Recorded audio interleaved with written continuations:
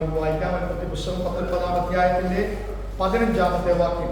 ഉഷസ്സായപ്പോൾ ദൂതന്മാർ ലോത്തിനെ ബന്ധപ്പെടുത്തി ഈ പട്ടണത്തിന്റെ അകൃത്യത്തിൽ നശിക്കാതിരിപ്പാൻ എഴുന്നേറ്റ് നിന്റെ ഭാര്യയെയും ഇവിടെ കാണുന്ന രണ്ട് പുത്രിമാരെയും കൂട്ടിക്കൊണ്ട് പോയിക്കൊള്ളുക എന്ന് പറഞ്ഞു. Praise the Lord. ഹല്ലേലൂയ. വേദഭാഗത്തിന്റെ പശ്ചാത്തലം നമുക്ക് വളരെ വ്യക്തമായി അറിയാമല്ലോ. ഉൽപ്പത്തി പുസ്തകത്തിൽ നമുക്ക് മമ്രയുടെ തോപ്പിൽ ഇറങ്ങി വന്ന കർത്താവിനെ കുറിച്ച് കഴിഞ്ഞ ആഴ്ച പാടുവാനായിട്ടിടയായി തീർന്നല്ലോ. മമ്രയുടെ തോപ്പിൽ 3 പുരുഷന്മാർ അബ്രഹാമിന് വേണ്ടി ഇറങ്ങി വന്നു. അബ്രഹാമിന് ദൈവം കൊടുത്ത വളരെ നാളുകളായിട്ടുള്ള വാഗ്ദത്തത്തെ ഒന്നുകൂടി ഉറപ്പിക്കുവാനും അതവന് നൽകുവാനും വേണ്ടിയാണ് ആ ദൈവത്തിന്റെ ദൂതന്മാർ മമ്രയുടെ തോപ്പിൽ ഇറങ്ങിയതെന്ന് നമുക്ക് കാണുവാൻ കഴിഞ്ഞു. എന്നാൽ മമ്രയുടെ തോപ്പിൽ ഇറങ്ങിയ ദൂതന്മാർ ആ ഒരു പർപ്പസിന് വേണ്ടി മാത്രമായിരുന്നു അല്ല വന്നിരുന്നത്. അവർക്ക് മറ്റൊരു ഉദ്ദേശം കൂടി ഉണ്ടായിരുന്നതാണ് 19-ാമത്തെ അധ്യായത്തിൽ നമുക്ക് കാണുവാൻ കഴിയുന്നത്.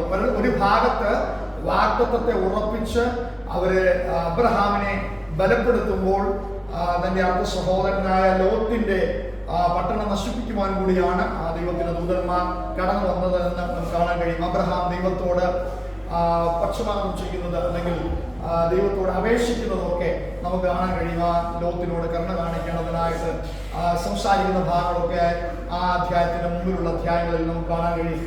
എന്നാൽ ഈ സൊദോം ഗൊമോര നശിപ്പിക്കാനുള്ള പ്രത്യേകമായ പർപ്പസോടുകൂടെ തന്നെയാണ് ദൈവം തന്റെ ദൂതന്മാരെ അയച്ചത് എന്ന് കാണാൻ കഴിയുന്നുണ്ട്. ഒരു ഭാഗത്ത് കർത്താവ് തന്നെ സേവിക്കുന്ന, തനിക്ക് യാഗം കഴിക്കുന്ന, കൂട്ടായ്മ ആചരിക്കുന്ന അബ്രഹാമിനെ അനുസരിക്കുമ്പോൾ ഭക്തി കെട്ടി നടക്കുന്ന ഒരു ദേശത്തെ നശിപ്പിക്കുവാൻ കർത്താവ് ബന്ധപ്പെട്ട് ഇറങ്ങി വന്നത് ആ ഭാഗങ്ങൾ നമുക്ക് കാണുവാൻ കഴിയും. 19-ാം അധ്യായത്തിൽ ദൂതന്മാർ ലോത്തിന്റെ ഭവനം സന്ദർശിക്കുന്നത് നമുക്ക് കാണാൻ കഴിയുന്നുണ്ട്.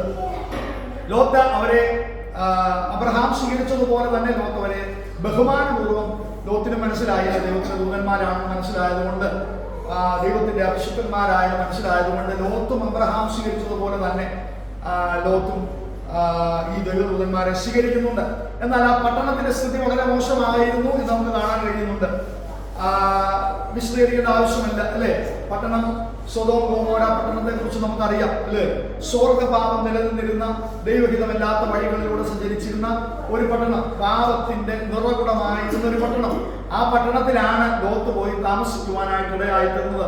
അബ്രഹാം ലോത്തും അവന്റെ ഇടയന്മാർ തമ്മിൽ ശണ്ടയുണ്ടായപ്പോൾ അബ്രഹാമും ലോത്തും സംസാരിക്കുന്ന ഭാഗങ്ങൾ അതിനു മുമ്പിലുള്ള അധ്യായങ്ങളും കാണാൻ കഴിയും അല്ലെ. നീ ഇടത്തോട്ടെങ്കിൽ ഞാൻ വലത്തോട്ട് പോകാം, നമ്മുടെ സഹോദര ബന്ധം നശിക്കരുത്, അതുകൊണ്ട് നമുക്ക് പിരിയാമെന്ന് പറഞ്ഞ് അവർ പിരിയുന്ന ഭാഗങ്ങളൊക്കെ അതിന് മുകളിൽ വായിക്കാൻ കഴിയുന്നുണ്ട്. എന്നാൽ ലോത്തിനെ കുറിച്ച് പറയുമ്പോൾ ലോത്തിന് അവൻ നീരോട്ടമുള്ള സ്ഥലങ്ങൾ തെരഞ്ഞെടുത്തു എന്ന് നമുക്ക് കാണാൻ കഴിയും. ലോത്ത് എപ്പോഴും ദൈവസാന്നിധ്യത്തെ കുറിച്ച് ചിന്തിക്കുന്നതിനേക്കാൾ അപ്പുറമായി ലോകത്തിന്റെ നന്മകളെ കുറിച്ച് ചിന്തിച്ചുകൊണ്ടിരുന്നു അല്ലെ. ലോകത്തിൽ നിന്ന് ലഭിക്കുന്ന അനുഗ്രഹത്തെ കുറിച്ച് ചിന്തിച്ചു. അബ്രഹാം ദൈവസാന്നിധ്യത്തെ കുറിച്ചും യാഗത്തെ കുറിച്ചും പരിശുദ്ധാത്മാവിനെ കുറിച്ചും ദൈവത്തോടുള്ള ബന്ധത്തെ കുറിച്ചും അധികമായി ചിന്തിച്ച് മുമ്പോട്ട് പോകുമ്പോൾ ഈ ഭൂമിയിലുള്ളതല്ല വലിയത്, കൂടാരമടിച്ച് ദൈവം എനിക്ക് വേണ്ടി കൈപ്പണിയായ അല്ലാത്ത ഒരു ഭവനം എനിക്ക് വേണ്ടി സ്വർഗത്തിൽ സൃഷ്ടിക്കുന്നു എന്ന് മനസ്സിലാക്കി അവൻ കൂടാരങ്ങളിൽ പാർത്ത് അവന്റെ തലമുറകളോട് ചേർന്ന് ദൈവത്തെ സ്തുതിച്ചുവെന്ന് എബ്രായ ലേഖന കർത്താവും അത് പഠിപ്പിക്കുന്നുണ്ടല്ലോ. അപ്പോൾ അബ്രഹാം മുൻപിൽ നിന്നിരുന്ന ദൈവസാന്നിധ്യത്തിന് വേണ്ടിയായിരുന്നപ്പോൾ ലോത്ത് തെരഞ്ഞെടുത്തത് നീരോട്ടമുള്ള സ്ഥലമായിരുന്നു അല്ലെ. അവന് ഭൗതികമായി ഒന്ന് അനുഗ്രഹിക്കപ്പെടണമെന്ന് ആഗ്രഹിച്ചു. എന്നാൽ ഈ പട്ടണം സൊദോം ഗൊമോരയിലേക്ക് പോകുമ്പോൾ കണ്ണോടിക്കുമ്പോൾ നമുക്ക് കാണാൻ കഴിയും ദൈവത്തിന്റെ ഹിതത്തിന് വിപരീതമായ ഒരു പട്ടണം, വിശുദ്ധിയില്ലാത്തൊരു പട്ടണം, സ്വർഗഭാവമുള്ള ഒരു പട്ടണത്തിലേക്ക് അവൻ എത്തപ്പെടുവാനിടയായിത്തീർന്നു. എന്നാൽ ആ പട്ടണത്തിന്റെ നിലവിളി, ആ പട്ടണത്തിന്റെ അവസ്ഥ വളരെ മോശമായത് യഹോവയുടെ മുമ്പിൽ ആ പട്ടണത്തെ കുറിച്ചുള്ള അപഖ്യാതി പ്രതിസന്ധി രൂക്ഷമായപ്പോഴാണ് ദൈവത്തിന്റെ ദൂതന്മാരെ ആ പട്ടണം നശിപ്പിക്കേണ്ടതിനായിട്ട് ദൈവം ലോത്തിന്റെ അടുത്തേക്ക് അയക്കുന്നതെന്ന് കാണാൻ കഴിയും. അബ്രഹാം ഇടിവിൽ നിന്നതുകൊണ്ടും തന്റെ സഹോദരനെ വിടുവിക്കണമെന്ന് ആഗ്രഹമുള്ളത് കൊണ്ടും ദൈവത്തോട് അബ്രഹാം ഈ 3 പുരുഷന്മാരിൽ ഒരുവൻ ദൈവമാണെന്ന് എന്നുള്ള ഭാഗം നമുക്കവിടെ വായിക്കുവാൻ കഴിയുന്നുണ്ട് അല്ലെ. അപ്പോൾ അബ്രഹാം വീണ്ടും ലോത്തിനോട് സംസാരിക്കുകയും ഇടിവിൽ നിന്നുകൊണ്ട് തന്റെ സഹോദര കുടുംബത്തെ അല്ലെങ്കിൽ കുറച്ചുപേരെ അതിനോട് ചേർന്ന് തന്നെ സഹോദര കുടുംബത്തോട് ചേർന്ന് നിൽക്കുന്ന ചില കുടുംബങ്ങളെ 50 പേരുണ്ടെങ്കിൽ അല്ലെ ഇങ്ങനെ ചോദിക്കുന്ന അബ്രഹാമിനെ കാണാൻ കഴിയുന്നുണ്ട്. എന്നാൽ അവസാനമായി ലോത്തും കുടുംബവും ആ ദേശത്തു നിന്ന് രക്ഷ പ്രാപിക്കുന്നത് നമുക്ക് അവിടെ ഭാഗങ്ങളിൽ വായിക്കുവാൻ കഴിയുന്നുണ്ട്. എന്നാൽ 15-ാമത്തെ വാക്യത്തിൽ ഇവിടെ ക്ലിയർ ആയിട്ട് എഴുതിയിരിക്കുന്ന ഒരു കാര്യമുണ്ട്. ഈ പട്ടണത്തിന്റെ അകൃത്യത്തിൽ നശിക്കാതിരിക്കണം. അപ്പോൾ അകൃത്യമുള്ളൊരു പട്ടണത്തിലേക്ക് വലഞ്ഞുപോയ നീതിമാൻ എന്ന് പറയുന്ന ലോത്തിനെ അവിടെ ആ പട്ടണത്തിൽ, ആ അകൃത്യമുള്ള പട്ടണത്തിൽ ജീവിക്കേണ്ടതായി ലോത്തിന് വന്നു എന്ന് നമുക്ക് കാണാൻ കഴിയുന്നുണ്ട്. അതിൽ ആ അകൃത്യമുള്ള പട്ടണമാണെന്ന് മനസ്സിലാക്കിക്കൊണ്ട് ലോത്തിന് വേണേ അബ്രഹാമിന്റെ അടുത്തേക്ക് മടങ്ങി വരാമായിരുന്നു, അല്ലെ? അല്ലെങ്കിൽ മറ്റൊരു പട്ടണം എനിക്ക് തിരഞ്ഞെടുക്കാം എന്ന് അബ്രഹാമിനോട് സംസാരിച്ചോ അല്ലെങ്കിൽ കാര്യങ്ങൾ ക്രമീകരിച്ചോ ലോത്തിന് മടങ്ങി വരാമായിരുന്നു. എന്നാൽ ആ പട്ടണത്തിൽ തന്നെ തുടരുവാൻ അവൻ ആഗ്രഹിച്ചു എന്ന് കാണുന്നുണ്ട്. എന്നാൽ ആ പട്ടണത്തെ ദൈവം ഇഷ്ടപ്പെട്ടിരുന്നില്ല. ആ പട്ടണത്തെ നശിപ്പിക്കുവാൻ വേണ്ടി ഈ പട്ടണം അകൃത്യമുള്ള ഒരു പട്ടണമായിരുന്നു. അപ്പോൾ നമ്മുടെ തിരഞ്ഞെടുപ്പ് വളരെ പ്രാധാന്യമുള്ളതാണ്. നമുക്ക് സാമ്പത്തികമായ നന്മകൾ ഉണ്ടാകാം, ഭൗതികമായ അനുഗ്രഹങ്ങൾ ഉണ്ടാകാം. പക്ഷെ ഈ ഭൗതികമായ അനുഗ്രഹങ്ങൾ, സാമ്പത്തികമായ നന്മകളും നീരോട്ടമുള്ള സ്ഥലങ്ങളും ഒന്നും ദൈവത്തോടുള്ള ബന്ധത്തിൽ നിന്ന് നമ്മെ അകറ്റുവാനിടയാകരുത്. അബ്രഹാം തന്റെ ഏറ്റവും അടുത്ത സഹോദരനാണ്, അല്ലേ? അപ്പോൾ അബ്രഹാമിന്റെ ദൈവത്തെ സേവിച്ച് അബ്രഹാം പറഞ്ഞെങ്കിലും വേണം ഞങ്ങൾ കുറച്ച് സ്ഥലത്തേക്ക് വാങ്ങിപ്പോകാം, പക്ഷേ നിന്നോടുള്ള ബന്ധം ഞാൻ ഉപേക്ഷിക്കുന്നില്ല, ദൈവത്തോടുള്ള ബന്ധം ഉപേക്ഷിക്കുന്നില്ല എന്ന് ലോത്തിന് പറയാമായിരുന്നു, മടങ്ങി വരാമായിരുന്നു. എന്നാൽ ലോത്ത് അതൊന്നും ചെയ്തില്ല. അവൻ നീരോട്ടമുള്ള സ്ഥലം തിരഞ്ഞെടുത്തു. അവൻ ഇഷ്ടമായിരുന്ന ഭൗതിക നന്മകളിലേക്ക് നടന്നു. ഒരുപക്ഷെ നാം ഭൗതിക നന്മകളിലേക്ക് അധികമായി തിരിയുമ്പോൾ, നീരോട്ടമുള്ള സ്ഥലങ്ങൾ നാം തിരഞ്ഞെടുക്കുമ്പോൾ സ്വാഭാവികമായും ദൈവ സാന്നിധ്യത്തിൽ നിന്ന്, ദൈവശക്തിയിൽ നിന്ന് നാം അകന്നു പോകാൻ സാധ്യതയുണ്ട്. നാം അറിയാതെ ദൈവം സംഭവിക്കാൻ സാധ്യതയുണ്ട്. നാം അറിയാവുന്ന ഭൗതികമായ വിഷയങ്ങളെ നാം അധികമായി സ്നേഹിക്കും. പ്രാർത്ഥനാ ജീവിതം കുറയും, വചനം ധ്യാനം കുറയും, അറിയാതെ സംഭവിക്കുന്നു എന്നാണ്, അല്ലേ? അപ്പോൾ അതിന് സാധ്യതയുണ്ട്. അതുകൊണ്ടാണ് ഇത് അകൃത്യമുള്ള പട്ടണമാണ്, ഇതിനെ നശിപ്പിക്കുവാൻ ദൈവം പ്ലാൻ ചെയ്യുന്നു. എന്നാൽ ന്യായവിധിക്ക് മുമ്പ് ഒരു ദൈവത്തിന്റെ കൃപ ലോത്തിനോടുള്ള ബന്ധത്തിൽ വെളിപ്പെടുന്നത് 19-ാമത്തെ വാക്യത്തിൽ നമുക്ക് കാണാൻ കഴിയുന്നുണ്ട്. 19-ാം അധ്യായത്തിന്റെ 19-ാം വാക്യം, നിനക്ക് അടിയനോട് കൃപ തോന്നിയല്ലോ, എന്റെ ജീവനെ രക്ഷിപ്പാൻ എനിക്ക് വലിയ കൃപ നീ കാണിച്ചിരിക്കുന്നു. പർവ്വതത്തിൽ ഓടിയെത്തുവാൻ എനിക്ക് കഴിയുകയില്ല, പക്ഷെ എനിക്ക് ദോഷം തട്ടി മരണം ഭവിക്കാം. അപ്പോൾ ദൈവത്തിന് അവനോട് കൃപ തോന്നി. ഹല്ലേലൂയ. ഒരു പട്ടണം തീയാൽ വെന്തുരുകുവാൻ പോകുമ്പോഴും ഹല്ലേലൂയ ആ പട്ടണത്തിൽ വസിച്ചിരുന്ന ലോത്തിനോട് ലോത്തിന് വേണ്ടി ഇടിവിൽ നിന്നതുകൊണ്ടും ലോത്തിനും ദൈവത്തോട് ബന്ധമുണ്ടായിരുന്നതുകൊണ്ടും ഹല്ലേലൂയ ദൈവത്തിന്റെ കൃപ ഹല്ലേലൂയ ആ പട്ടണം നശിപ്പിക്കപ്പെടുന്നതിന് മുമ്പ് അവനിൽ വെളിപ്പെടുന്നത് കാണാൻ കഴിയുന്നുണ്ട്. ഹല്ലേലൂയ. ദൈവത്തോട് നാം ചേർന്ന് നിൽക്കുന്നെങ്കിൽ നിശ്ചയമായും അനർത്ഥങ്ങളുടെ നടുവിൽ, അപകടങ്ങളുടെ നടുവിൽ ദൈവത്തിന്റെ കൃപ നമ്മെ സംരക്ഷിക്കുവാനിടയായി തീരും. എത്ര പ്രതികൂല സാഹചര്യങ്ങളിൽ കൂടെയാണ് കടന്നു പോകുന്നതെങ്കിലും, ചുറ്റുപാടുകളെല്ലാം മോശമാണെങ്കിലും, ഹല്ലേലൂയ ദൈവത്തിന്റെ സാന്നിധ്യം അനുഭവിക്കുന്നവനാണെങ്കിൽ ഒരു ദൈവകൃപ നിനക്ക് വെളിപ്പെടുവാനിടയായി തീരും. നീ അനർത്ഥത്തിൽ പെട്ടുപോകുവാൻ, തീയിൽ വെന്തുരുകി പോകുവാൻ, പട്ടണത്തോടൊപ്പം നീ നശിക്കുവാൻ അവൻ അനുവദിക്കത്തില്ല. ദൈവത്തിന്റെ കൃപ വെളിപ്പെടുവാനിടയായി തീരും. ദൈവം അവരെ നിർബന്ധിക്കുന്നു, ഈ പട്ടണത്തിൽ ഓടിപ്പോകുവാനായിട്ട് നിർബന്ധിക്കുന്നുണ്ട്. എന്നാൽ ആ ഭാഗം വായിക്കുമ്പോൾ എല്ലാം വിശദീകരിക്കാൻ നമ്മുടെ ഒരു സമയമില്ലാത്തതുകൊണ്ട് ഞാൻ വേഗത്തിൽ ഓടിപ്പോവുകയാണ്. ആ പട്ടണത്തിൽ നിന്ന് എത്രയും പെട്ടെന്ന് ഓടിപ്പോകേണ്ടതിനായ ഇൻസ്ട്രക്ഷൻ ഈ 3 പുരുഷന്മാർ ലോകത്തിന് നൽകുന്നുണ്ട്. ആ പ്രാരംഭ ഭാഗം വായിക്കുമ്പോൾ നമുക്ക് ശ്രദ്ധിക്കാം, ഈ പുരുഷന്മാരോട് വരുമ്പോൾ ഈ അപാരവൃദ്ധം ജനം ലോത്തിന്റെ വീട്ടിൽ ഭവനത്തിൽ കൂടുകയും ആ പുരുഷന്മാരെ ഞങ്ങൾക്ക് വിട്ടുതരിക എന്നൊക്കെ പറയുന്ന ഭാഗം അവിടെ ഉണ്ട്. എന്നാൽ ലോത്ത് പറയുന്നുണ്ട്, നിങ്ങൾ ഈ പുരുഷന്മാരോട് അനാവശ്യമായ കാര്യങ്ങൾ ചെയ്യരുത്, എന്റെ മക്കളെ വേണം ഞാൻ വിട്ടുതരാമെന്ന് വരെ ലോത്ത് സംസാരിക്കുന്ന ഭാഗങ്ങൾ അതിന് മുമ്പിലുണ്ട്.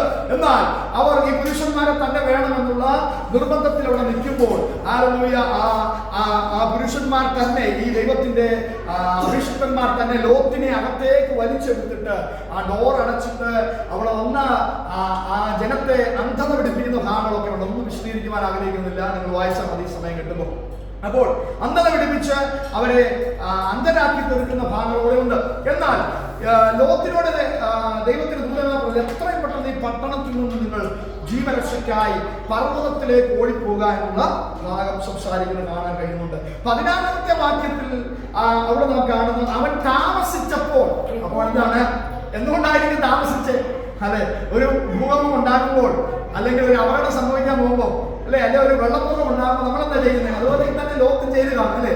പറക്കാനുള്ളതെല്ലാം പെട്ടെന്ന് പറയും കാണാം. അത്യാവശ്യം പാസ്പോർട്ടെങ്കിലും അല്ലെങ്കിൽ വഴിച്ചെലവിനുള്ള കാശെങ്കിലും എന്തെങ്കിലും, അല്ല പിന്നെ എന്താ താമസിക്കുന്നത്? ദൈവത്തിന് ദൂതന്മാർ പറയുക, പെട്ടെന്ന് അവിടെ നിന്ന് യാത്ര ചെയ്യുക എന്ന് പറഞ്ഞിട്ട് അവിടുന്ന് പോകാതെ അവിടെ താമസിച്ചു എന്ന് എഴുതിയപ്പോൾ ലോകത്ത് എന്തായിട്ട് എന്തെങ്കിലും വൈബന്ധയിലൊക്കെ പറകി കാണും അല്ലേ, എന്തെങ്കിലുമൊക്കെ അവരവിടെ താമസിക്കുന്ന സാഹചര്യം ഉണ്ടായി വന്നു കാണും. അപ്പോൾ താമസിക്കുന്നത് കണ്ടപ്പോൾ യഹോവ വീണ്ടും അവരോട് കരുണ ചെയ്തുകൊണ്ട് കൈക്ക് പിടിച്ച് പട്ടണത്തിന്റെ പുറത്തു കൊണ്ടുപോയി. Praise the Lord. അനർത്ഥത്തിൽ നിന്ന് നമ്മെ വിടുവിക്കേണ്ടതിന് കൈ പിടിച്ച് നടത്തുന്ന ഒരു ദൈവമുണ്ട്. എത്ര പേർ വിശ്വസിക്കുന്നു? നമ്മൾ ഡ്രൈവ് ചെയ്തതിന്റെ മിടുക്കല്ല, ഹല്ലേലൂയ, പ്രൈസ് ദി ലോർഡ്, നമ്മുടെ കഴിവല്ല. നമ്മൾ യാത്ര ചെയ്യുമ്പോൾ ഹല്ലേലൂയ ദൈവം നമ്മെ പ്രൊട്ടക്ട് ചെയ്തുകൊണ്ട്, നമ്മൾ കമ്പനിയിലായിരുന്നപ്പോൾ ദൈവം നമ്മെ പ്രൊട്ടക്ട് ചെയ്തതുകൊണ്ട്, നമ്മുടെ തലമുറകൾ ഹല്ലേലൂയ സ്കൂളിൽ പോയിരുന്ന നമ്മുടെ യാത്രകളിൽ കർത്താവ് സംരക്ഷിച്ചതുകൊണ്ട്, ഒരുവൻ കൈക്ക് പിടിച്ചത് കൊണ്ടാണ് നിന്റെ കാൽ കല്ലിൽ തട്ടിപ്പോകാതിരിക്കേണ്ടതിന് കൈകളിൽ വഹിക്കുന്ന ദൈവത്തിന്റെ ദൂതന്മാരുടെ സാന്നിധ്യം കൊണ്ട് നമ്മെ അനുഗ്രഹിച്ചത് കൊണ്ട്, യഹോവ നമ്മുടെ കൈക്ക് പിടിച്ച് നമ്മെ നടത്തിയത് കൊണ്ടാണ് അനർത്ഥത്തിൽ നിന്ന് വീണ്ടെടുപ്പുണ്ടായത്. ഇവിടെ ലോത്ത് താമസിച്ചപ്പോൾ ലോത്തിന്റെ കൈക്ക് പിടിച്ച് പുത്രന്മാരെ കൂടെ ഇനി നിനക്ക് ആരെങ്കിലും ഉണ്ടെങ്കിൽ അവരെ കൂടെ വിളിക്കാൻ പറഞ്ഞപ്പോൾ ലോത്ത് എന്നിട്ട് തന്റെ പുത്രിമാരെ വിവാഹം കഴിക്കുന്ന അവരുടെ അടുത്ത് നിന്ന് സംസാരിക്കുന്നുണ്ട്. എന്നാൽ അവർ നീ കളി പറയുന്നു പറഞ്ഞ് അവനെ ഓടിച്ചു വിടുന്നുണ്ട്. എന്നാൽ മക്കളെയും ഉൾപ്പെടെ ലോത്തിന്റെയും കൂടെ കൈ പിടിച്ച് പട്ടണത്തിന് പുറത്തു കൊണ്ടുവന്ന് രക്ഷ ചെയ്യുന്ന ഒരു ദൈവം. Hallelujah, praise the Lord. നമ്മുടെ കഴിവ് കൊണ്ടല്ല, നമ്മുടെ മിടുക്ക് കൊണ്ടല്ല, നമ്മുടെ പ്രാർത്ഥനാ ജീവിതത്തിന്റെ കൂടുതൽ കൊണ്ടല്ല, വചനധ്യാനത്തിന്റെ കൂടുതൽ കൊണ്ടല്ല, ദൈവത്തിന് നമ്മോട് കരുണ ഉള്ളതുകൊണ്ട്, ദൈവത്തിന് നമ്മോട് കൃപ തോന്നുന്നത് കൊണ്ട് അനർത്ഥത്തിൽ പെടാതെ അനർത്ഥ ദിവസത്തിൽ അവൻ നമ്മെ അവന്റെ വിശുദ്ധ കൂടാരത്തിൽ ഒളിപ്പിക്കുന്ന ദൈവമാണ്.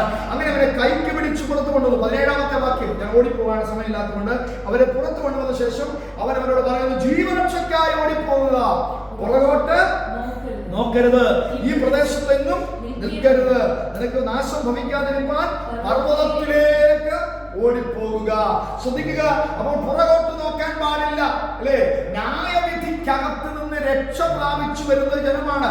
ആ ന്യായവിധിക്കകത്ത് നിന്ന് രക്ഷ പ്രാപിച്ചു വരുന്ന ജനം പുറകിലുള്ള നന്മകളിലേക്ക് പുറകോട്ട് ഇനി നോക്കാൻ പാടില്ല എന്നൊരു ദൂത് ഹല്ലേലൂയ അവിടെ ലോത്തിൽ കൂടെ പരിശുദ്ധാത്മ നമ്മോട് ഈ രാത്രി സംസാരിക്കുകയാണ്. രക്ഷിക്കപ്പെട്ട നാം, സ്നാനപ്പെട്ട നാം, പരിശുദ്ധാത്മാഭിഷേകം പ്രാപിച്ച നാം, കൃപയിൽ ഓടുന്ന നാം തിരിഞ്ഞു നോക്കാൻ പാടില്ല പഴയ ജീവിതത്തിലേക്ക്. ഹല്ലേലൂയ. ഇസ്രായേൽ എന്ത് ചെയ്തു? ഞങ്ങൾ ഇറച്ചിക്കലങ്ങളുടെ അടുത്തായിരുന്നു, ഫറവോന്റെ അടിമത്തത്തിലായിരുന്നപ്പോഴായിരുന്നു ഞങ്ങൾക്ക് നല്ലത്. അവർ ഒന്ന് പിന്തിരിഞ്ഞു നോക്കുവാനിടയായിരുന്നു. നമ്മുടെ ജീവിതത്തിന്റെ സാഹചര്യങ്ങളിൽ ഒരുപക്ഷെ പ്രതികൂലങ്ങൾ, പ്രതിസന്ധികളൊക്കെ വരുമ്പോൾ നമ്മളൊന്ന് പുറകോട്ട് നോക്കും അല്ലേ. പണ്ടായിരുന്നു നല്ലത്, അത് ഇപ്പോഴാണോ നല്ലതെന്നൊക്കെ ഒരു ചിന്ത നമ്മുടെ അകത്ത് വരും അല്ലേ. അപ്പോൾ അവിടെ ഒരു ദൂത് പരിശുദ്ധാത്മാവ് കൈമാറുകയാണ്. പുറകോട്ട് നോക്കാൻ പാടില്ല. വിശ്വാസ ജീവിതത്തിൽ ഇറങ്ങിത്തിരിക്കുമ്പോൾ പുറകോട്ട് നോക്കാൻ പാടില്ല. ഒരു ന്യായവിധിയുടെ തീയിൽ നിന്നാണ് നാം രക്ഷപ്പെട്ട് പുറപ്പെട്ടു വരുന്നത്. ലോത്ത് ആ സ്വതവും ഗോമരയിൽ വെളിപ്പെട്ട തീക്കകത്ത് നിന്ന് പുറപ്പെട്ട് രക്ഷ പ്രാപിച്ചു വരുന്നത് പോലെ ഹല്ലേലൂയ നരകത്തിന്റെ തീക്കകത്ത് നിന്ന്, നരകത്തിൽ വീഴാൻ സാധ്യതയുള്ളിടത്ത് നിന്ന് ഹല്ലേലൂയ രക്ഷയുടെ അനുഭവത്തിലേക്ക് ദൈവം നമ്മെ കൊണ്ടുവന്ന് കൈപിടിച്ച് കൊണ്ടുവന്ന് സ്നാനത്തിലേക്കും പരിശുദ്ധാത്മാവിലേക്കും നമ്മെ നടത്തി വിശ്വാസ ജീവിതത്തിൽ നമ്മെ ഓടിച്ചുകൊണ്ടിരിക്കുകയാണ്. അതുകൊണ്ട് പഴയതിലേക്ക് നോക്കാൻ പാടില്ല, പഴയ മനുഷ്യന്റെ സ്വഭാവത്തിലേക്ക് നോക്കാൻ പാടില്ല, പഴയ സാഹചര്യങ്ങളിലേക്ക് നോക്കാൻ പാടില്ല, പുറകോട്ട് നോക്കരുത്. ഇനി അവിടെ ശ്രദ്ധിക്കുക, ഹല്ലേലൂയ. ഈ ദൂതന്മാർ അവിടെ കൈ പിടിച്ചെന്ന് പറഞ്ഞല്ലോ, കൈ പിടിച്ച് പുറത്തു കൊണ്ടുവന്ന് എഴുതിയിരിക്കുന്നത്. പുത്രിമാരെ ഉൾപ്പെടെ കൈ പിടിച്ച് ദൈവത്തിന്റെ ദൂതൻ പുറത്തു കൊണ്ടുവന്നു. എന്റെ ചോദ്യം, ഫിലിപ്പോസിനെ ആത്മാവ് എടുത്തുകൊണ്ടുപോയി അസ്തോദിൽ അവനെ നിർത്തി അല്ലേ. യഹസ്കേലിനെ ആത്മാവ് എടുത്തുകൊണ്ട് പോയി. അങ്ങനെ അഭിഷിക്തന്മാരെയൊക്കെ ആത്മാവ് എടുത്തുകൊണ്ട് പോകാറുണ്ട്, ദൈവത്തിന്റെ ദൂതന്മാർ എടുത്തുകൊണ്ട് പോകാറുണ്ട്. എന്നാൽ ഇവിടെ ലോത്തിനോട് ഹല്ലേലൂയ കൈപിടിച്ച് പട്ടണത്തിന്റെ പുറത്ത് വന്നിട്ടും ദൈവത്തിന്റെ ദൂതന്മാർ അവരെ എടുത്തുകൊണ്ടൊന്നും പോകുന്നില്ല. അവരോട് പറയാം, നീ ഓടണം. Praise the Lord. ഹല്ലേലൂയ. മനുഷ്യന് ചെയ്യേണ്ട ചില കാര്യങ്ങൾ ദൈവം തന്റെ വചനത്തിൽ എഴുതിയിട്ടുണ്ട്. ഹല്ലേലൂയ. നാം ചെയ്യേണ്ട കാര്യം, മാനസാന്തരപ്പെടേണ്ടത് നമ്മുടെ ഉത്തരവാദിത്തമാണ്. ഹല്ലേലൂയ. വചനം വായിക്കേണ്ടത് നമ്മുടെ ഉത്തരവാദിത്തമാണ്, പ്രാർത്ഥിക്കേണ്ടത് നമ്മുടെ ഉത്തരവാദിത്തമാണ്. ദൈവം അത് ചെയ്യുകയില്ല. ഓടേണ്ടത് വിശ്വാസ ജീവിതത്തിൽ തികവോടും നിറവോടും വിശുദ്ധിയോടും അഭിഷേകത്തോടും പരിശുദ്ധാത്മ നിറവോടും ഓടേണ്ടതിന്റെ ഉത്തരവാദിത്തം ദൈവം നമ്മെ ഏൽപ്പിച്ചിരിക്കുകയാണ്. ദൈവദൂതന്മാർ അതിന് നമ്മെ സഹായിക്കത്തില്ല. Praise the Lord. ദൈവം നമ്മോടൊപ്പം ഓടത്തില്ല. ആ ഓടുന്ന ഉത്തരവാദിത്വം നമുക്കാണ്. രക്ഷയിലേക്ക് കൊണ്ടുവരാൻ ദൈവത്തിന് കഴിയും, കൈപിടിക്കുവാൻ ദൈവത്തിന് കഴിയും, സ്നാനത്തിലേക്ക് നടത്തുവാൻ ദൈവത്തിന് കഴിയും. തീക്കകത്ത് നിന്ന് നരകത്തിന്റെ തീയിൽ നിന്ന് നമ്മെ വിടുവിക്കുവാൻ ദൈവത്തിന് കഴിയും. എന്നാൽ ഓടേണ്ട ഉത്തരവാദിത്വം ഉത്തരവാദിത്വം ലോത്തിനുള്ളതുപോലെ നമുക്കും ഓടേണ്ട ഉത്തരവാദിത്വമുണ്ട്. എന്നാൽ അവനൊരു റിക്വസ്റ്റ് ദൈവത്തിന്റെ സന്നിധിയിൽ പറയുകയാണ്, പർവ്വതത്തിൽ ഓടിയെത്തുവാൻ എനിക്ക് കഴിയുകയില്ല, പക്ഷെ എനിക്ക് ദോഷം തട്ടി മരണം സംഭവിക്കും. പർവ്വതത്തിലേക്ക് ഓടാനാണ് കർത്താവ് പറഞ്ഞത്. എന്നാൽ പർവ്വതത്തിൽ ഓടുവാൻ തനിക്ക് കഴിയുകയില്ല, തനിക്ക് മരണം സംഭവിക്കാമെന്ന് ലോത്ത് അവിടെ അഭിപ്രായപ്പെടുന്നുണ്ട്. ഈ പർവ്വതം പഴയ നിയമ പുതിയ നിയമ പൊരുളുകളെ തരംതിരിച്ചു പഠിക്കുമ്പോൾ പർവ്വതം പഴയ നിയമത്തെ കാണിക്കുന്നതാണ്, അല്ലെങ്കിൽ ന്യായപ്രമാണത്തെ കാണിക്കുന്നതാണെന്ന് ദൈവത്തിന്റെ വചനത്തിൽ നമുക്ക് കാണാൻ കഴിയുന്നുണ്ട്. സിനായ് പർവ്വതത്തിലാണല്ലോ ന്യായപ്രമാണത്തിന്റെ കൽപ്പലകകൾ മോശയുടെ കയ്യിൽ കർത്താവ് നൽകിയത്. പർവ്വതം എപ്പോഴും കാണിക്കുന്നത് ന്യായപ്രമാണത്തെയാണ്, പർവ്വതം എപ്പോഴും കാണിക്കുന്നത് മരണത്തെയാണ്. അപ്പോൾ പർവ്വതത്തിന് ന്യായപ്രമാണത്തിന് നമ്മെ വിടുവിക്കുവാൻ കഴിയത്തില്ല എന്ന് ദൈവത്തിന്റെ വചനം നമ്മെ പഠിപ്പിക്കുന്നുണ്ട്. അതുപോലെയാണ് ലോത്ത് പറയുന്നത്, ഈ പർവ്വതത്തിലേക്ക് ഞാൻ ഓടിപ്പോയാൽ എനിക്ക് മരണം സംഭവിക്കും. ന്യായപ്രമാണത്തിന് മരണത്തെ കൊണ്ടുവരാനേ കഴിയത്തുള്ളൂ, ജീവനെ കൊണ്ടുവരുവാൻ കഴിയത്തില്ല. അതുകൊണ്ടാണ് എബ്രായർക്ക് എഴുതിയ ലേഖനത്തിൽ 12-ാം അധ്യായത്തിന്റെ 18-ാമത്തെ വാക്യത്തിൽ എഴുതിയിരിക്കുന്നത്, സ്ഥൂലമായതും തീ കത്തുന്നതുമായ പർവ്വതത്തിനും മേഘതമസ്, കൂരിരുട്ട്, കൊടുങ്കാറ്റ്, കാഹളനാദം, വാക്കുകളുടെ ശബ്ദം എന്നിവയ്ക്കും അടുക്കലല്ലോ നിങ്ങൾ വന്നിരിക്കുന്നത്. അപ്പൊ പഴയ നിയമത്തിൽ ദൈവം വെളിപ്പെട്ടിരുന്ന ചില പ്രത്യേകതകൾ കൂടെ കാണാൻ കഴിയുന്നുണ്ട്. പഴയ നിയമത്തിൽ ദൈവം വെളിപ്പെട്ടപ്പോൾ ഇന്ന് പുതിയ നിയമത്തിൽ നാം ദൈവത്തെ ആരാധിക്കുമ്പോൾ, പരിശുദ്ധാത്മ നിറവിൽ ആരാധിക്കുമ്പോൾ, അന്യഭാഷയിൽ ആരാധിക്കുമ്പോൾ തീ കത്തുന്നത് നമുക്ക് കാണുന്നില്ല. നമ്മുടെ ആത്മാവിൽ തീ കത്തുന്ന അനുഭവം നമുക്കുണ്ട്, എന്നാൽ അക്ഷരികമായ തീ ഇറങ്ങി വരുന്നില്ല. കൊടുങ്കാറ്റ് കാണുന്നുണ്ടോ? കൊടുങ്കാറ്റ് വരുന്നില്ല. വാക്കുകളുടെ ശബ്ദമുണ്ടോ? വാക്കുകളുടെ ശബ്ദം വരുന്നില്ല. തീ വെളിപ്പെടുന്നില്ല. കാഹളനാദം സംഭവിക്കുന്നില്ല. എന്നാൽ പഴയ നിയമത്തിൽ സിനായിയുടെ മലമുകളിൽ ദൈവം ഇറങ്ങി വന്നപ്പോൾ അവിടെ എന്തുണ്ടായി? കാഹളനാദമുണ്ടായി, കൊടുങ്കാറ്റുണ്ടായി, തീ ഉണ്ടായി, അല്ലെ? പർവ്വതം മേഘ തമസ്സുകൊണ്ട് മൂടി, വാക്കുകളുടെ ശബ്ദമുണ്ടായി. ഇതിന്റെ നടുവിൽ നിന്നാണ് മോശയോട് ദൈവം സംസാരിക്കുന്നത്. വലിയ മേഘം, ഭയപ്പെടുത്തുന്ന സാഹചര്യങ്ങളുടെ നടുവിൽ നിന്നാണ് മോശയോട് ദൈവം സംസാരിച്ചത്. മോശയോട് മാത്രമേ ദൈവം സംസാരിച്ചുള്ളൂ, അല്ലെ? ദൈവം ജനത്തോട് ദൈവം സംസാരിച്ചിരുന്നില്ല. മുഖാമുഖമായി മോശയോട് മാത്രം സംസാരിച്ച് മോശ ദൈവത്തിൽ നിന്ന് പ്രാപിച്ച ദൂതുകൾ ദൈവജനത്തിന് കൈമാറുകയായിരുന്നു. നമുക്കറിയാം, സമാഗമന കൂടാരത്തിൽ ഒരു സ്നേഹിതനോട് സംസാരിക്കുന്നത് പോലെ ദൈവം ഇറങ്ങി വന്നു. പിന്നെ സീനായിയുടെ മലമുകളിൽ ദൈവം ഇറങ്ങി വന്നു. എന്നാൽ 19-ാമത്തെ വാക്യം വായിക്കുന്നു, ആ ശബ്ദം കേട്ടവർ ഇനി ആ വചനം ഞങ്ങളോട് പറയരുതെന്ന് അപേക്ഷിച്ചു, അല്ലേ? അല്ലെ? ദൈവത്തിന്റെ ശബ്ദം കേൾക്കുമ്പോൾ പഴയ നിയമത്തിലെ ജനത്തിന് ഭയമായിരുന്നു ദൈവത്തിന്റെ ശബ്ദം കേൾക്കാൻ. എന്തുകൊണ്ടാണെന്ന് അറിയാമോ? കാരണം ദൈവത്തിന്റെ ശബ്ദം ഒരു മാധുര്യമേറിയ ഏലിയാവ് ഗുഹയ്ക്കകത്തുനിന്ന് വെളിയിൽ വരാൻ പറഞ്ഞ മൃദുസ്വരത്തോടെ അല്ലായിരുന്നു സീനായി പർവ്വതത്തിൽ ദൈവം ശബ്ദമായി വെളിപ്പെട്ടത്. അതുകൊണ്ട് ദൈവം സംസാരിക്കരുതെന്ന് അവർ ആഗ്രഹിച്ചു. കാരണം സംസാരിക്കുന്നതിന് മുമ്പ് കാഹളനാദം കേൾക്കുക, വാക്കുകളുടെ ശബ്ദം കഴിയുക, തീ വെളിപ്പെടുക, കൊടുങ്കാറ്റുണ്ടാകുക, അവർക്ക് ഭയമുണ്ടായി. അതുകൊണ്ട് ദൈവം അത് മാത്രമല്ല, അവരോടൊരു കൽപ്പനയും ദൈവം കൊടുത്തിരുന്നത്, ഒരു മൃഗമെങ്കിലും പർവ്വതം തൊട്ടാൽ അതിനെ കല്ലെറിഞ്ഞു കൊല്ലണമെന്നുള്ള കൽപ്പന അവർക്ക് സഹിച്ചുകൂടാൻ. മനുഷ്യൻ മാത്രമല്ല, ഒരു മൃഗം പോലും പർവ്വതത്തിൽ സ്പർശിക്കാൻ പാടില്ല. സ്പർശിച്ചാൽ അതിനെ കല്ലെറിഞ്ഞു കൊല്ലണം. അത്ര സാന്നിധ്യം കൊണ്ട്, ദൈവ സാന്നിധ്യം കൊണ്ട് സിനായി മലമുകൾ നിറഞ്ഞു എന്ന് നമുക്ക് കാണാൻ കഴിയുന്നുണ്ട്. മോശ ദൈവത്തോട് അടുത്ത് നിന്ന വ്യക്തിയാണ്, അല്ലേ? 40 രാവും 40 പകലും മോശ ദൈവത്തോടു കൂടെ ആയിരുന്നു. താഴ്വരയിലായിരുന്നു. ജനം വിചാരിച്ചു മോശ മരിച്ചുപോയി.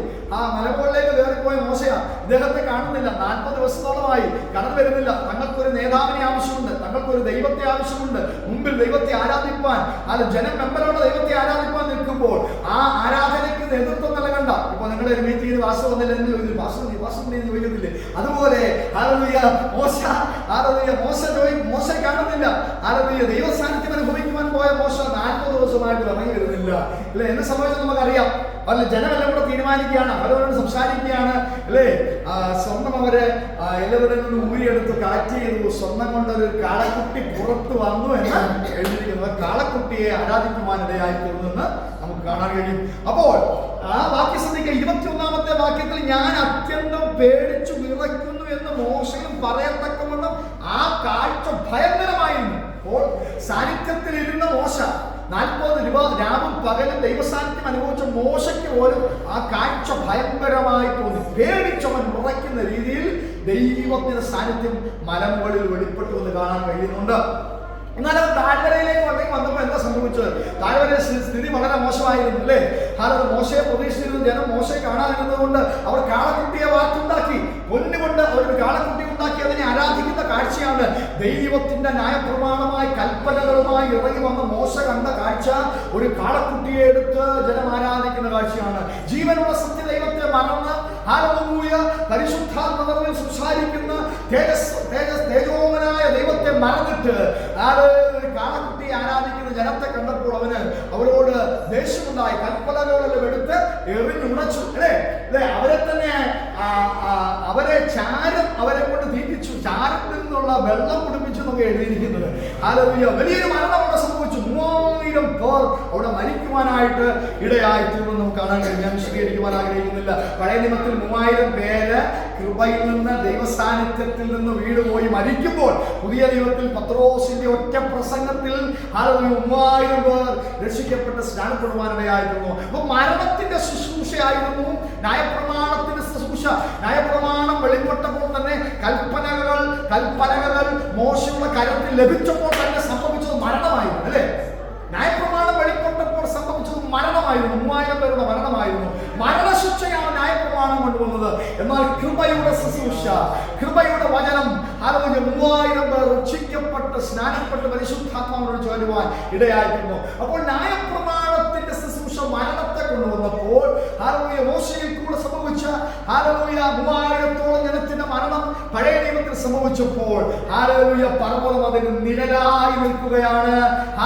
ന്യായപ്രമാണത്തിന് നിഴലായി പർവ്വതം നിൽക്കുന്നത് കൊണ്ട് ലോത്തും അതേ അഭിപ്രായം പറയുകയാണ്, പർവ്വതത്തിലോട്ട് ഞാൻ പോകുന്നില്ല, പർവ്വതത്തിൽ എനിക്ക് മരണം സംഭവിക്കും. ഇതൊരു നിഴലും പൊരുളും എന്നുള്ള രീതിയിൽ പഠിക്കാവുന്നതാണ്.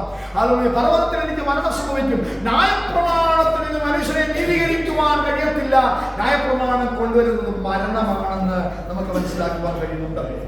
20ാമത്തെ വാക്യത്തിലേക്ക് വരുമ്പോൾ അവിടെ ഒരു പദം ലോകത്ത് സംസാരിക്കാൻ നമുക്ക് കാണാൻ കഴിയും. ഇതാ ഈ പട്ടണം സമീപമാകുന്നു, അവിടേക്ക് എനിക്ക് ഓടാം, അത് ചെറിയതാകുന്നു, ഞാൻ അവിടേക്ക് ഓടിപ്പോകട്ടെ, അത് ചെറിയതല്ലോ, എന്നാൽ എനിക്ക് ജീവരക്ഷ ഉണ്ടാകും എന്ന് പറഞ്ഞു. അപ്പൊ പർവ്വതത്തിലേക്ക് ഓടിപ്പോകാൻ താല്പര്യമില്ലാത്ത, പർവ്വതത്തിലേക്ക് ഓടിപ്പോയാൽ എനിക്ക് മരണം സംഭവിക്കുമെന്ന് ഉറപ്പിച്ച ലോത്ത് ദൈവത്തോടൊരു റിക്വസ്റ്റ് കൊടുക്കുകയാണ്. ഒരു പട്ടണം സമീപത്തുണ്ട്, സോവാർ എന്നാണ് പട്ടണത്തിന്റെ പേര്. ഒരു പട്ടണം സമീപത്തുണ്ട്, എനിക്ക് അവിടേക്ക് പോകാം, അത് ചെറിയതാകുന്നു എന്നൊരു പദം ഇവിടെ എഴുതിയിട്ടുണ്ട്. ചെറിയതെന്നുള്ള പദത്തിന്റെ എബ്രായ മൂലഭാഷ പഠിക്കുമ്പോൾ ലിറ്റിൽ, ഇൻസിഗ്നിഫിക്കന്റ് എന്നുള്ള പദമാണ്. ഇൻസിഗ്നിഫിക്കന്റ്, അധികം ശ്രദ്ധ കൊടുക്കാത്ത, അധികം പ്രശസ്തി ഇല്ലാത്ത, അധികം മാന്യത ലഭിക്കാത്ത ഒരു ചെറുപട്ടണം അല്ലേ? യേശു കർത്താവിനെയാണ് ഈ ചെറുപട്ടണം കാണിക്കുന്നത്. യേശു കർത്താവാണ് ഈ ചെറുപട്ടണത്തിന്റെ നിഴല്. എന്താണ്? കർത്താവിന്റെ ജനനത്തിങ്കൽ അവന് വലിയ മാന്യത ലഭിച്ചില്ല അല്ലേ? വഴിയമ്പലത്തിൽ പോലും കർത്താവിന് സ്ഥലം ലഭിച്ചില്ല അല്ലേ?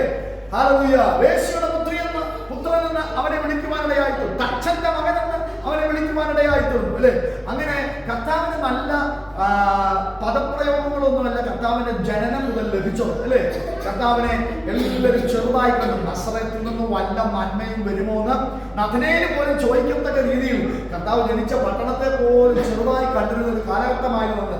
ഒരു ചെറിയ തുടക്കം, ഒരു ചെറിയ ഇൻസിഗ്നിഫിക്കന്റായി, അധികം പറയുവാനൊന്നുമില്ലാത്ത ഒരാരംഭമായിരുന്നു കർത്താവിൻ്റെത് എന്ന് കാണാൻ കഴിയുന്നു. ഇവിടെ ഈ പട്ടണം ചെറിയതായിരുന്നു എന്ന് പറയാൻ കഴിയുന്നുണ്ട്. എന്നാൽ കർത്താവിന്റെ തുടക്കം ചെറിയതായിരുന്നെങ്കിലും ഹല്ലേലൂയ ശുശ്രൂഷ 33.5 വർഷത്തെ ശുശ്രൂഷ അനുഗ്രഹമായിരുന്നു. കർത്താവ് മാത്രമല്ല നമുക്ക് വേണ്ടി യാഗമായി തീർന്ന് മരിച്ചടക്കപ്പെട്ട് 3-ാം നാൾ ഉയർത്തെഴുന്നേൽക്കുകയും സ്വർഗത്തിൽ പിതാവിന്റെ വലതുഭാഗത്ത് ഇപ്പോഴും നമുക്ക് വേണ്ടി പക്ഷപാതം ചെയ്യുകയും ചെയ്തുകൊണ്ടിരിക്കുന്നു. തുടക്കം ചെറുതായിരുന്നു, ഇൻസിഗ്നിഫിക്കന്റ് ആയിരുന്നു, ലിറ്റിലായിരുന്നു, പരാജയമെന്ന് ആ ലോകം വിധിയെഴുതിയതായിരുന്നു, അല്ലെങ്കിൽ ഗുണമില്ല എന്ന്, ചെറുതാണെന്ന്, ആ നസറത്തിൽ നിന്ന് ഒരു നന്മയും വരുത്തില്ലെന്ന് വിധിയെഴുതിയ സ്ഥലമായിരുന്നു. എന്നാൽ അവിടെ നിന്ന് ഒരു ലോകരക്ഷകനാണ് ഹല്ലേലൂയ മാനവജാതിയുടെ പാപപരിഹാരത്തിനായി വെളിപ്പെട്ടത്.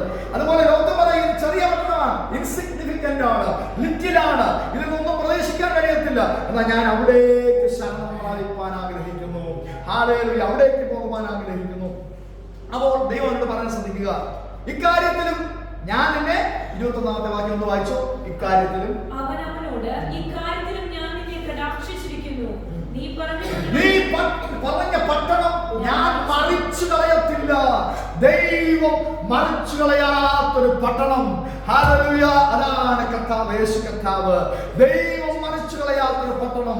ഹല്ലേലൂയ. ലോകം പറയുകയാണ്, ഹല്ലേലൂയ, ഈ പട്ടണത്തെ ഹല്ലേലൂയ എനിക്ക് പോകണം, ഈ പറഞ്ഞ പട്ടണം ഞാൻ മറിച്ചു കളയില്ല. ഇതാ ഈ പട്ടണം സമീപമാകുന്നു എന്നൊരു പദം കൂടെ പറയുന്നത്. ഇതാ ഈ പട്ടണം സമീപമാകുന്നു, അടുത്താകുന്നു എന്നൊരു പദം കൂടെ അവിടെ നമുക്ക് കാണാൻ കഴിയുന്നുണ്ട്. അപ്പോസ്തല പ്രവൃത്തികളിലേക്ക് നാം തിരിയുമ്പോൾ അവിടെ 17-ാം അധ്യായത്തിന്റെ 27 മുതൽ 31 വരെയുള്ള വാക്യങ്ങൾ വായിക്കുമ്പോൾ അവിടെ നമുക്ക് കാണാൻ കഴിയുന്നുണ്ട്, അവർ ദൈവത്തെ തപ്പി നോക്കി കണ്ടെത്തുമോന്ന് വെച്ച് അവനെ അന്വേഷിക്കുന്നതിനെ അവൻ നമ്മിൽ ആർക്കും അകന്നിരിക്കുന്നവനല്ല, ദൈവം നമുക്ക് സമീപസ്ഥനാണെന്ന് എത്ര വിശ്വസിക്കുന്നുണ്ട്? ഹല്ലേലൂയ. മഹത്വത്തിന്റെ പ്രത്യാശയായ ക്രിസ്തു നിങ്ങളിൽ ഇരിക്കുന്നു എന്നാണ് കർത്താവിന്റെ വചനം പറയുന്നത്. അകത്തെ മനുഷ്യൻ ശക്തിയോടെ ബലപ്പെടണമെന്ന്, നമ്മുടെ അകത്തുള്ള മനുഷ്യൻ ഒരുവൻ അകത്ത് നമ്മൾ വസിക്കുന്നു എന്ന് പരിശുദ്ധാത്മാവ് വചനത്തിന് എഴുതി വെച്ചിട്ടുണ്ട് അല്ലേ? മഹത്വത്തിന്റെ പ്രത്യാശ, യഹൂദ ഗോത്രത്തിലെ സിംഹം, മഹത്വത്തിന്റെ പ്രത്യാശയായവൻ നിങ്ങളിൽ ഇരിക്കുന്നു. അപ്പോൾ ദൈവം നമ്മുടെ അടുത്തുണ്ട്, സമീപസ്ഥനാണ്. ലോകത്ത് പറയുകയാണ് ഈ പട്ടണം സമീപമാണ്, ഇത് ചെറിയ പട്ടണമാണെങ്കിലും ഇത് സമീപമാണ്. അതുപോലെ തന്നെയാണ് കർത്താവായ യേശു ക്രിസ്തു, അവൻ നമുക്ക് സമീപസ്ഥനാണ്, ഏറ്റവും അടുത്താണ്. ഹല്ലേലൂയ. ഇവിടെ ഈ വാക്യങ്ങളിൽ നമുക്ക് കാണാൻ കഴിയുന്നുണ്ട്, ഒരു ജനം ദൈവത്തെ തപ്പി നോക്കിക്കൊണ്ടിരിക്കുകയാണ്. ഇപ്പോഴും ദൈവത്തെ തപ്പി നടക്കുന്ന ജനമുണ്ട് അല്ലെ? മലമുകളിൽ തപ്പിപ്പോകുന്ന ജനമുണ്ട് അല്ലെ? പല സ്ഥലങ്ങളിൽ നമുക്കറിയാം, നമ്മുടെ നാട്ടിൽ പല സ്ഥലങ്ങളിൽ നിന്ന് വന്നിട്ട് മലമുകളിൽ ദൈവമുണ്ടെന്ന് പറഞ്ഞ് ആരാധനയ്ക്കായി കടന്നു പോകുന്നവരുണ്ട്.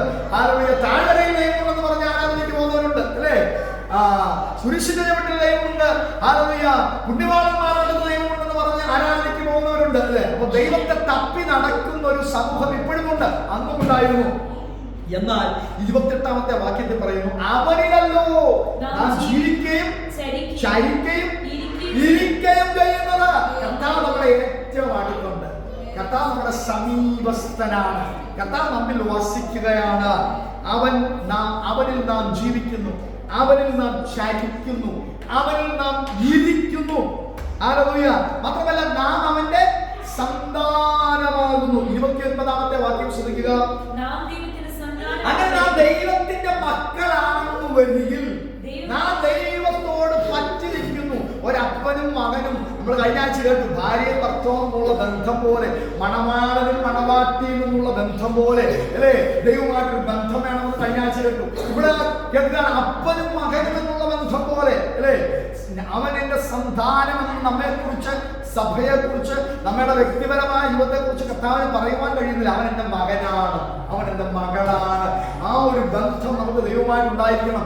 അങ്ങനെ നമുക്ക് ആ ഒരു ബന്ധമുണ്ടെങ്കിൽ പിന്നെ എഴുതിയിരിക്കുകയാണ്, മനുഷ്യന്റെ ശില്പവിദ്യയും സങ്കല്പവും കൊണ്ട് ഒത്തിത്തീർക്കുന്ന പൊന്ന്, വെള്ളി, കല്ല് ഇങ്ങനെ അന്യവയുടെ സദൃശം നിരൂപിക്കുന്നവരുണ്ടല്ലേ അല്ലേ?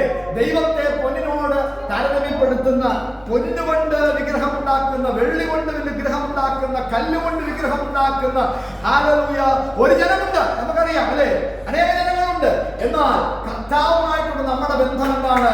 അവനിൽ നാം ഇരിക്കുന്നു, അവനിൽ നാം ചരിക്കുന്നു, അവനിൽ നാം ജീവിക്കുന്നു, നാം തമ്മിലുള്ള ബന്ധം സന്താനമെന്ന അപ്പനും മകനും എന്നുള്ള ബന്ധമാണ്. അവൻ നമുക്ക് സമീപസ്ഥനാണ്. യേശു ക്രിസ്തു നമുക്ക് സമീപസ്ഥനാണ്. ചെറുപട്ടണം എനിക്ക് സമീപമാണ്. അതുപോലെ ആ പട്ടണം പർവ്വത ന്യായപ്രമാണത്തിന്റെ നിഴലാണെങ്കിൽ ഈ ചെറുപട്ടണം ആശ്രയിക്കാൻ പറ്റുന്ന കർത്താവിന്റെ നിഴലാണ്. അത് സമീപസ്ഥമായിരിക്കുന്നു എന്ന് കാണാൻ കഴിയുന്നു. ഞാൻ നിർത്തുവാനായിരുന്നു 22-ാമത്തെ വാക്യം, ബന്ധപ്പെട്ടവിടെ ഓടിപ്പോക, നീ അവിടെ എത്തുവോളം എനിക്കൊന്നും ചെയ്യുവാൻ കഴിയില്ല. പുസ്തകം.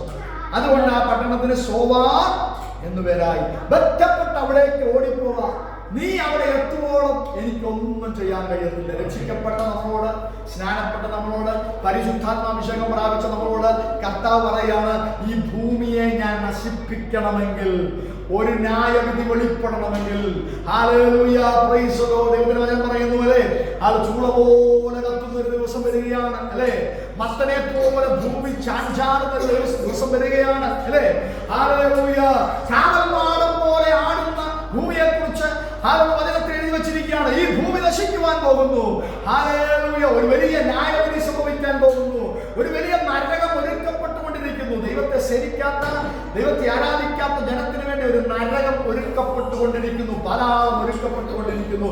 എന്നാൽ ഹല്ലേലൂയ, ലോത്തിനോട് ദൈവം സംസാരിക്കുന്നത് പോലെ ഇന്ന് രാത്രി നമ്മളോട് ദൈവം സംസാരിക്കുകയാണ്. ഹല്ലേലൂയ, എനിക്ക് നീ അവിടെ എത്തുവോളം ഒന്നും ചെയ്യാൻ കഴിയത്തില്ല. ഈ ഭൂമിയിൽ ഇപ്പോൾ നാം ആയിരിക്കുന്നത് കൊണ്ടാണ് ഈ ഭൂമിയെ ദൈവത്തിന് നശിപ്പിക്കുവാൻ കഴിയാത്തത്. എത്ര പേർ വിശ്വസിക്കുന്നുണ്ട്? ഹല്ലേലൂയ. ദൈവസഭ ഈ ഭൂമിയിൽ ആയതുകൊണ്ടാണ് ഈ ഭൂമിയെ എന്നേക്കുമായി ദൈവം നശിപ്പിക്കാത്തത്. ദൈവസഭ ഈ ഭൂമിയിൽ ആയതുകൊണ്ടാണ് ഉൽപ്രാവണം നടന്നിട്ടില്ലാത്തത് കൊണ്ട്, കർത്താവിന്റെ രഹസ്യ വരവ് നടക്കാത്തത് കൊണ്ട്, വാനമേഘങ്ങളിൽ വന്ന് ഒരു രഹസ്യമായി വെളിപ്പെട്ട് തന്റെ സഭയെ പരിശുദ്ധാത്മാവിലെടുക്കുമ്പോൾ, ഉൽപ്രാവണം സംഭവിച്ചു കഴിയുമ്പോൾ ഈ ഭൂമിയോടുള്ള ദൈവത്തിന്റെ സമീപനം മാറും. ഹല്ലേലൂയ. തടുക്കുന്നവൻ വഴിയിൽ നിന്ന് മാറുമ്പോൾ അധർമ്മമൂർത്തി വെളിപ്പെടുമെന്ന് വചനം പഠിപ്പിക്കുന്നുണ്ട്. തടുക്കുന്നവൻ ആരാണ്? തടുക്കുന്നവൻ പരിശുദ്ധാത്മാവാകുന്നു. ഹല്ലേലൂയ. ദൈവസഭ ഉൽപ്രാവണം പ്രാപിക്കുമ്പോൾ, കർത്താവ് മടങ്ങി വരുമ്പോൾ, ഹല്ലേലൂയ, വാനമേഘങ്ങളിൽ നാം എടുക്കപ്പെടുമ്പോൾ, ഹല്ലേലൂയ, വചനം പറയുകയാണ്, നീ അവിടെ എത്തുവോളം, നീ സ്വർഗത്തിലെത്തുവോളം ഈ ഭൂമിക്ക് ഒന്നും സംഭവിക്കത്തില്ല. എന്നാൽ നീ സഭ എപ്പോൾ ഉൽപ്രാവണം പ്രാപിക്കുമോ, എപ്പോൾ കർത്താവ് എന്ന് നാം എടുക്കപ്പെടുമോ, അന്ന് മുതൽ ഈ ഭൂമിയിൽ ന്യായം സംഭവിക്കുവാനിടയായി. 23-ാമത്തെ വാക്യം പറയുന്നു, ലോത്ത് സോവാരിൽ കടന്നപ്പോൾ സൂര്യൻ ഉദിച്ചിരുന്നു. ദൈവത്തിന്റെ കൃപയുടെ സൂര്യൻ ഹല്ലേലൂയ നമ്മുടെ മധ്യേ ഉദിക്കുവാൻ സമയമായി. ഹല്ലേലൂയ. ചില വേദപണ്ഡിതന്മാർ പറയുന്നു, സോവാരും ദൈവം നശിപ്പിക്കുവാൻ പദ്ധതിയിട്ടിരുന്ന ചെറിയ പട്ടണമായിരുന്നു. എന്നാൽ ലോത്ത് അഭയം പ്രാപിച്ചതുകൊണ്ട്, ലോത്ത് ആ പട്ടണത്തെ തെരഞ്ഞെടുത്തുകൊണ്ട് സൊദോം ഗൊമോര മാത്രം ദൈവം നശിപ്പിച്ചു എന്ന് കാണുവാൻ കഴിയുന്നുണ്ട്. അഭയം പ്രാപിച്ച പട്ടണം ദൈവം നശിപ്പിച്ചില്ല.